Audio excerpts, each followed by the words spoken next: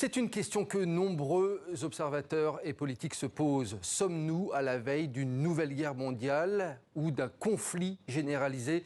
Beaucoup regardent du côté de Moscou et des ambitions de Vladimir Poutine, mais ils scrutent aussi la position des pays occidentaux et notamment des États-Unis avec un Donald Trump qui pourrait peser dans l'équation. Notre grand témoin ce soir pour en parler, Vladimir Fedorovski. Bonsoir, Vladimir Fedorovski. Quel plaisir d'être avec vous. C'est un plaisir également de vous recevoir. Ancien diplomate russe, écrivain.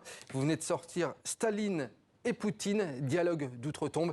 C'est aux éditions Ballant. On va revenir dans un instant sur ce livre. Si vous me permettez, un livre explosif. C'est un livre explosif, ça donne des clés pour comprendre les Vladimir Fedorovski, ça donne des clés, mais c'est que surtout, vous êtes un petit peu à la fois voyant, Nostradamus, vous mettez dans la peau de Vladimir Poutine, puisque vous imaginez un petit peu ce qu'il pourrait se raconter entre Staline et Poutine, et donc on en apprend beaucoup plus sur les intentions. Merci pour Nostradamus, c'est ça qui me plaît beaucoup. Mais cela dit, vous avez lu le livre, je vous en félicite, parce que vous êtes une rareté par le temps qui court, les journalistes qui lisent les livres.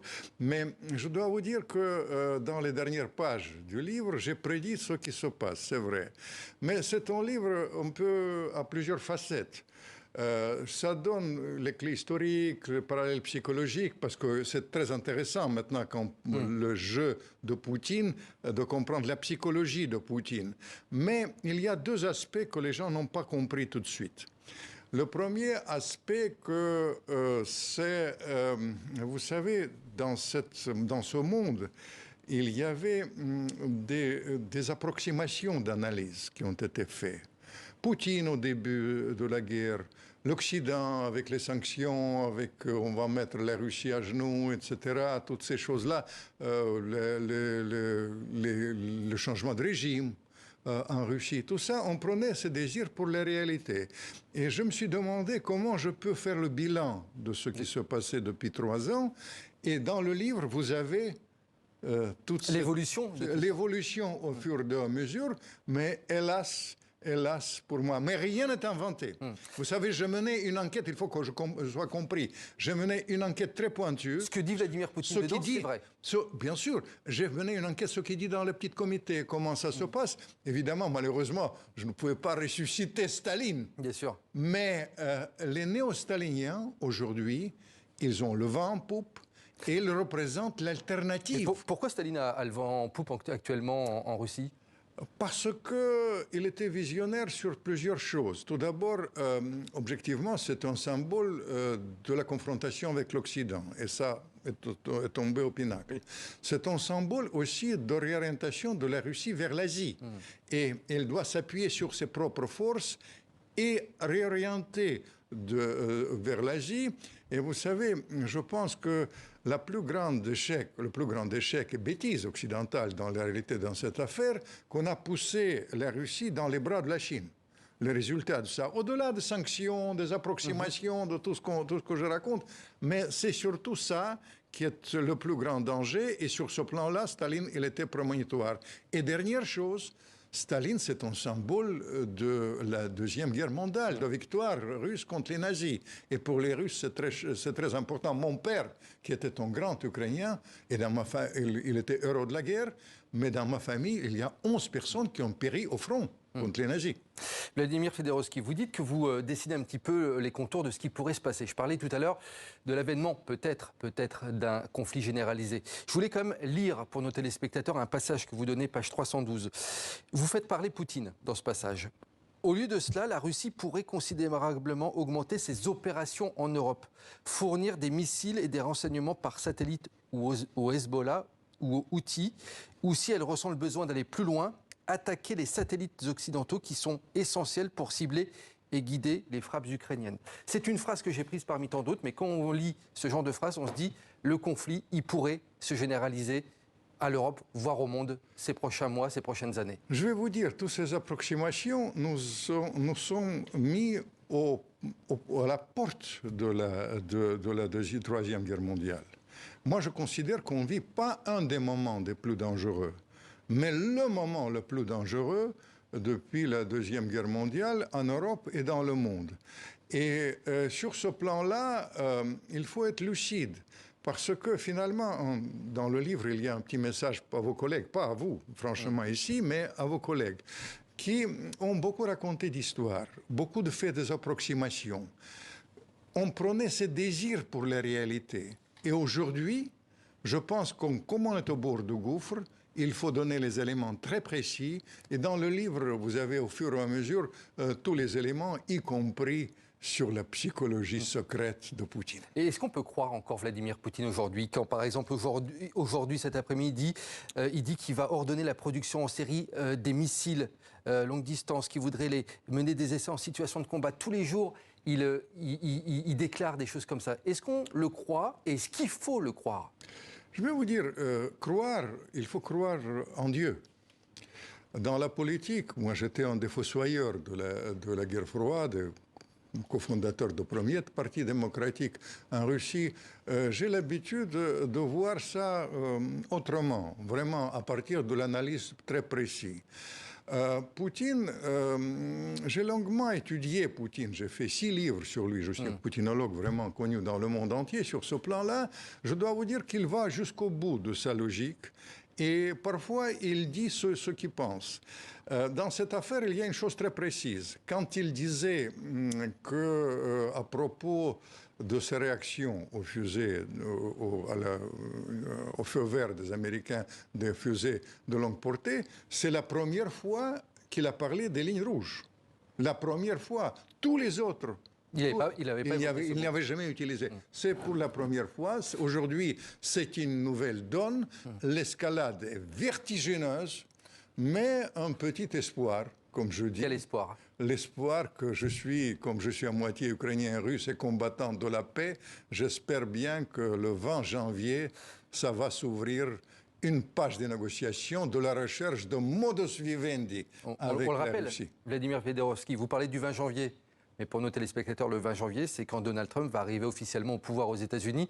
Vous avez espoir en Donald Trump pour qu'il pèse de tout son poids sur le conflit actuel? C'est ça que vous voulez dire? Non, je veux dire que Trump, il a déjà changé de priorité. Pour lui, la priorité, c'est la Chine, Israël, et il ne faut pas avoir des illusions à propos de Trump.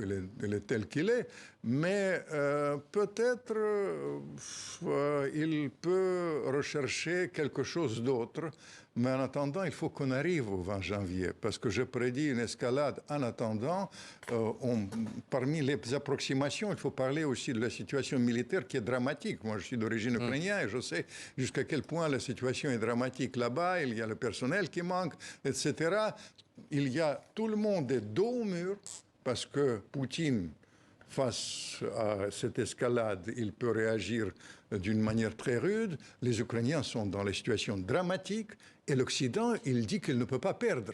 Vous comprenez? C'est-à-dire les recherches de compromis, c'est très difficile, mais j'espère que la Providence sera avec nous et on va chercher quelque chose d'autre. Dans les valeurs que je défends de la démocratie, j'introduis un autre élément, c'est un élément de la paix.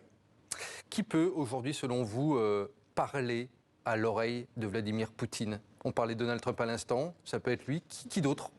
Je crois beaucoup aux Chinois, je crois beaucoup, d'une manière générale, aux BRICS, qui sont maintenant un nouveau facteur très important. Et Poutine, il entretient les rapports privilégiés. Mais je dois vous dire que le choix maintenant est simple. Et le choix est très grave, à l'heure que je vous parle. Soit on va vers la recherche de modus vivendi avec les Russes, et on s'éloigne vraiment du bord du gouffre, soit on va vers l'escalade. Les esprits légers ont dit qu'on peut maîtriser les escalades, mais ils ont tellement fait des approximations de l'analyse, que ce soit la politique intérieure dans leur pays, que ce soit l'analyse dont on a parlé avec les sanctions, etc. Tout ça, c'est que ça m'effraie. Je pense que vraiment, il faut revenir à la recherche vraiment de la sécurité dans le monde. Et là, il y a les exemples qui a donné, quand je suis désespéré, vous savez, je fais écouter Kennedy.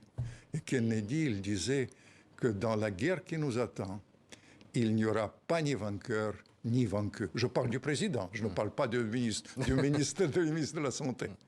Vladimir Fedorovski, je voulais quand même vous demander, est-ce que vous pensez au fond de vous que l'Occident a un petit peu péché par naïveté, a sous-estimé les alertes que certains observateurs faisaient ou que même Vladimir Poutine lançait directement. Est-ce qu'on a un petit peu sous-estimé tout cela?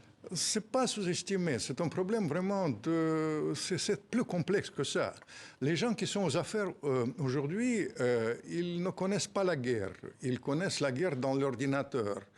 Et je pense que ça, c'est un très grand danger pour analyser la situation. En ce qui concerne les alertes, vous avez raison. Poutine, il a prévenu qu'il va réagir comme ça. Mais on a raconté, Poutine, c'est bidon, les Russes sont nuls, les Russes n'ont pas de complexe militaire industriel, n'ont pas de fusée. Ils ont osé de dire que Poutine va mourir. Qu'est-ce qu'on a raconté pendant 2 ans? Mais je dois vous dire, c'est pour ça. Je suis trop poli quand je parle avec vos collègues. Mais Staline, dans mon livre, il dit ça d'une manière trop crue. Et je pense que maintenant, quand on est au bord du gouffre, on doit être très pointu dans l'analyse. Et autrement, vraiment, le monde va souffrir. Vladimir Fedorovski, une dernière question parce qu'il nous reste 30 secondes. Vous disiez que Staline a encore la cote en Russie. Et Vladimir Poutine, comment il est vu actuellement par les Russes? Vous savez, ma femme est persuadée qu'il y a une taupe aux États-Unis qui contribue à la popularité de Poutine. Parce que, paradoxalement, l'interdiction des artistes russes ici, une sorte de brin de... On a brûlé les livres de Solzhenitsyn, vous imaginez bien, même en France.